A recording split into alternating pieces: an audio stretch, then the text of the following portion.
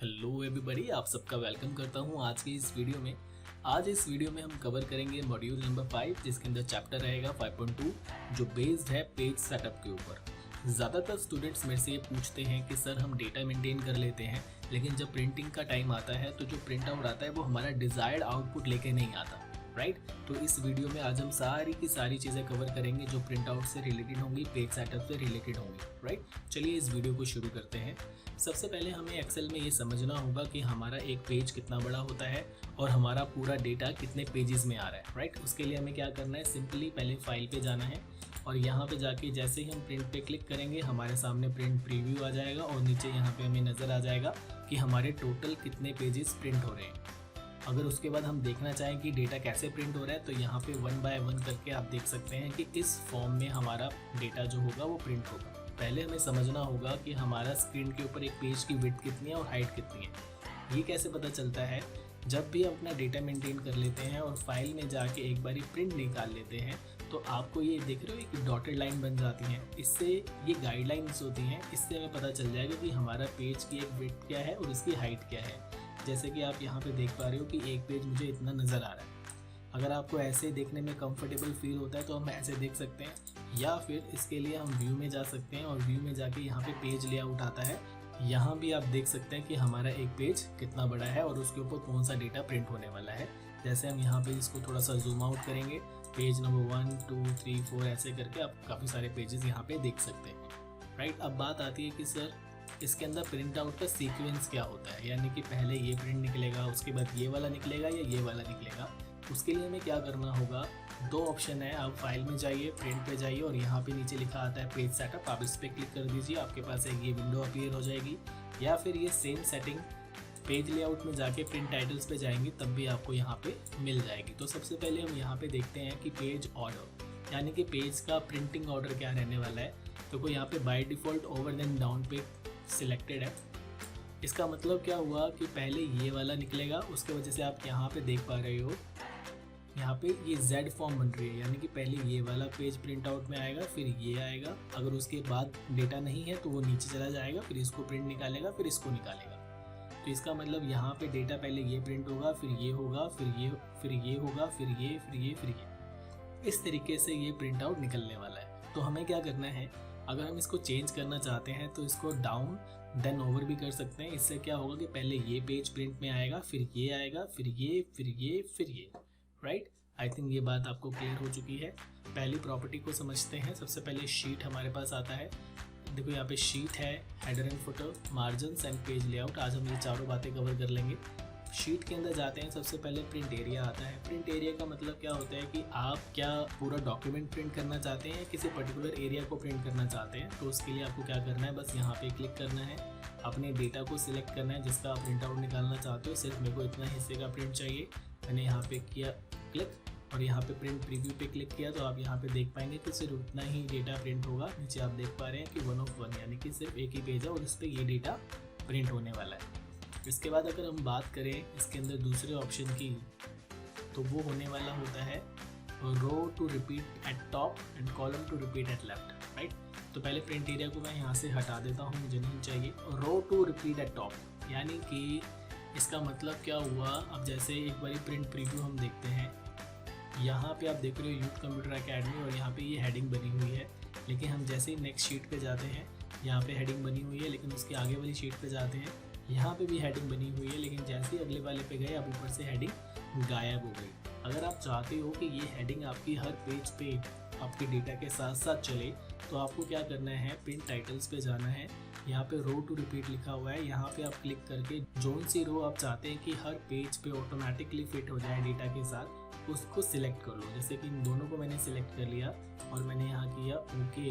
और उसके बाद जब हम फाइल में जाके प्रिंट देखेंगे तो आप यहाँ पे देख पाएंगे date of joining admission number यहाँ पे आ रहा है। जैसे ही नेक्स्ट करेंगे हेडिंग है वहाँ पे, नेक्स्ट किया यहाँ पे भी है, नेक्स्ट किया और यहाँ पे भी आ जाएगी, राइट। अब हम ऐसे ही बात करते हैं कॉलम्स की। अगर आप चाहते हैं कि कोई कॉलम भी ऐसे हैं जो आपको हर पेज पे फिक्स करने हैं ताकि वो कॉलम हर पेज पे नज़र आते रहें, तो आपको यहाँ क्लिक करना है। मैंने इन 2 या 3 कॉलम्स को सिलेक्ट कर लिया, उसके बाद मैंने यहाँ क्लिक किया। प्रिंट प्रीव्यू यहीं से देख सकते हैं, आप देख पाएंगे कि date of joining admission number name यहाँ पर है। नेक्स्ट करते हैं इस पेज पे भी है, नेक्स्ट करेंगे इस पेज पे भी है, यानी कि हर पेज पे आपको ये 3 कॉलम फिक्स नज़र आएंगे। उसके बाद अगर हम बात करें, यहाँ पे हमारे सामने आता है ग्रिड लाइन, इसको पहले हटा देते हैं, ये हमें नहीं चाहिए। उसके बाद आता है ग्रिड लाइन। ग्रिड लाइन का मतलब क्या होता है कि जैसे आप यहाँ पे ये कॉलम की लाइंस, रो की लाइंस देख पा रहे हो, इसे हम ग्रिड लाइन बोलते हैं, लेकिन ये यहाँ पे तो विजिबल होती है, लेकिन जैसे ही आप प्रिंट पे जाओगे यहाँ पे वो लाइंस नज़र नहीं आती, क्योंकि ये गाइडलाइंस है, नॉन प्रिंटिंग एलिमेंट्स जिसको बोला जाता है, प्रिंट आउट में नहीं आता। लेकिन अगर आपको ये लाइन भी प्रिंट आउट में चाहिए तो आप क्या करने वाले हैं, प्रिंट टाइटल्स में जाएंगे, ग्रिड लाइन पे टिक लगाएंगे, प्रिंट पे क्लिक करेंगे तो आप यहाँ पे देख पाएंगे कि वहाँ पे नज़र आनी ये शुरू हो गई है। अगले ऑप्शन की बात करते हैं, यहाँ पे आता है ब्लैक एंड वाइट, यानी कि अगर आपने इसको ओके किया, अब जैसे ही इसका प्रिंट हम निकालेंगे आप देख पाएंगे यहाँ पे अब कलर्स नहीं आएंगे जो भी आपने एरिया को हाईलाइट किया हुआ है या फिल किया हुआ है, राइट। उसके बाद अगले ऑप्शन की अगर हम बात करें तो यहाँ पे ड्राफ्ट क्वालिटी आता है। अगर मैंने इसको रखा है, ओके किया, प्रिंट प्रीव्यू चेक करेंगे तो यहाँ पे भी क्या होता है कि कोई हेडिंग की हाईलाइट्स या बोल्ड इटैलिक नहीं आएगा, वो ड्राफ्ट क्वालिटी आती है, बिल्कुल सिंपल हमारा प्रिंट आए। इसके बाद अगर हम बात करें यहाँ पे तो हमारे पास आता है row and columns headings. Row and column headings क्या होती हैं कि जैसे आप यहाँ पे देख पा रहे हैं ABCD, ये रो के नंबर्स आ रहे हैं 1 2 3 4 5, ये हमारी रो हेडिंग्स होती हैं, कॉलम हेडिंग्स होती हैं। अगर आप चाहते हैं कि ये भी प्रिंट में आनी चाहिए तो प्रिंट टाइटल्स में हम चाहिए, यहाँ पे टिक लगाइए, आपको यहाँ पे भी नज़र आनी शुरू हो जाएगी। आई थिंक यहाँ तक की बातें आपको सारी क्लियर हो गई है। अब हम आगे बढ़ते हैं। यहाँ पे कमेंट आता है और सेल एरर्स आते हैं। कमेंट में क्या होता है कि मान लो कि आपने यहाँ पे किसी को कुछ कमेंट दिया हुआ है, जैसे कि फॉर एग्जांपल मैंने यहाँ पे नेम को क्लिक किया, यहाँ पे हम रिव्यू में गए और यहाँ पे न्यू कमेंट ऐड कर दिया मैंने इसके ऊपर, जैसे कि गुड बॉय, ये एक छोटा सा कमेंट इसके ऊपर डाल दिया। उसके बाद क्या होगा कि ये रेड वाला मार्क आ जाएगा, जिससे हमें पता चल जाएगा कि इसके ऊपर कोई कमेंट डला हुआ है। अब हम बात करते हैं प्रिंट टाइटल्स के अंदर कमेंट की। आप यहाँ पे देख पाओगे कि नन, यानी कि प्रिंटिंग में कोई भी कमेंट नज़र नहीं आएगा, या फिर इसके अलावा at the end of sheet, जैसे हमने इसको ओके किया, यहाँ पे प्रिंट प्रीव्यू किया, तो आपके पूरे डॉक्यूमेंट में जितने भी कमेंट यूज़ होंगे पेज के लास्ट में आपको दिख जाएंगे कि यहाँ पे ये कमेंट डला हुआ है, और किस पे डला हुआ है वो सेल का रेफरेंस आपको यहाँ पे दिखा देगा। अब हम बात करते हैं एज डिस्प्लेड ऑन शीट। इसके लिए सबसे पहले हमें क्या करना होगा कि ये जो मैंने यहाँ पे कमेंट डाला है, रिव्यू में जाके यहाँ पे ऑप्शन आता है शो ऑल कमेंट्स, जैसे आप यहाँ पे क्लिक करेंगे आपके सामने शीट पे कमेंट नज़र आना शुरू हो जाएगा और ये फिक्स रहेगा। अब हम पेज लेआउट में जाएंगे, प्रिंट टाइटल्स में जाएंगे, कमेंट के अंदर मैंने एज डिस्प्लेड ऑन शीट कर दिया, तो जैसे हम यहाँ पे प्रिंट प्रीव्यू देखेंगे तो यहाँ पे स्क्रीन के ऊपर ही मुझे नज़र आ जाएगा कि इस सेल के ऊपर एक कमेंट डला हुआ है। तो यहाँ से फ़िलहाल ये वाली सेटिंग हमें बहुत रेयर ही चाहिए होती है, तो इसको हम डन कर देते हैं। अब हम बात करेंगे पेज लेआउट प्रिंट टाइटल्स के अंदर सेल एरर्स की। यहाँ पे आप देख पा रहे हो कि एरर के हमारे पास ये 4 ऑप्शंस आते हैं, तो इसको करके देख लेते हैं। पहले मैंने क्या किया, अपने डेटा के अंदर कुछ मैं गड़बड़ कर देता हूँ, जैसे कि मैंने ये कुछ फॉर्मूला लगा दिया, ब्रैकेट ओपन किया, ये डाल दिया, एंटर कर दिया, तो यहाँ पे नेम लिखा हुआ आ गया, यानी कि यहाँ पे एक एरर है, राइट। अब हम क्या करेंगे, जैसे ही हम प्रिंट टाइटल्स में जाते हैं, अब वो मुझे कहता है कि क्या आपको पेज सेटअप यानी कि प्रिंटिंग के अंदर क्या ये एरर को डिस्प्ले करना है। तो देखो डिस्प्लेड का मतलब ऐसा ही आएगा। मैं चाहता हूँ कि जहाँ पे भी एरर है वहाँ पे कुछ भी ना लिखा है, वो जगह खाली हो जाए, ब्लैंक हो जाए। प्रिंट प्रीव्यू में जाएंगे तो आप यहाँ पे देख पाएंगे कि ये बॉक्स, ये वाला सेल खाली है, राइट। अगर हम चाहते हैं कि खाली ना रहे, वहाँ पे कुछ आ जाए, तो क्या आना चाहिए, वो यहाँ पे ऑप्शन दिया हुआ है कि या तो आप वहाँ पे 2 हाइफन लगा सकते हैं या फिर हैशटैग के साथ नॉट एप्लीकेबल लगा सकते हैं। तो मैंने यहाँ पे हाइफन लगाया, प्रिंट प्रीव्यू देखा, तो आप यहाँ पे देख पाओगे कि यहाँ पे वो 2 हाइफन ने जगह उसकी ले ली है। आई थिंक ये वाला पॉइंट भी आपको क्लियर है। आई थिंक यहाँ तक की बातें आपको सब क्लियर हो गई है। अभी हम आगे बढ़ते हैं। पेज लेआउट के अंदर प्रिंट टाइटल्स में अगला ऑप्शन आता है हमारे पास हेडर एंड फुटर।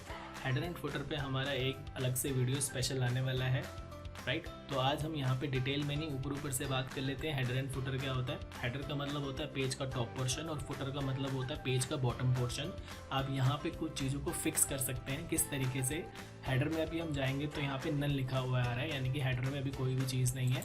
लेकिन जैसे ही आप यहाँ पे जाएंगे तो हमारे पास इतने सारे ऑप्शंस आते हैं कि यहाँ पे आप कुछ भी अपने हेडर में फिक्स कर सकते हैं। जो एक बार ये फिक्स कर दोगे तो जितने भी पेजेस प्रिंट होंगे एक्सेल से वहाँ पे ऑटोमेटिकली वो चीज़ें आती रहेंगी।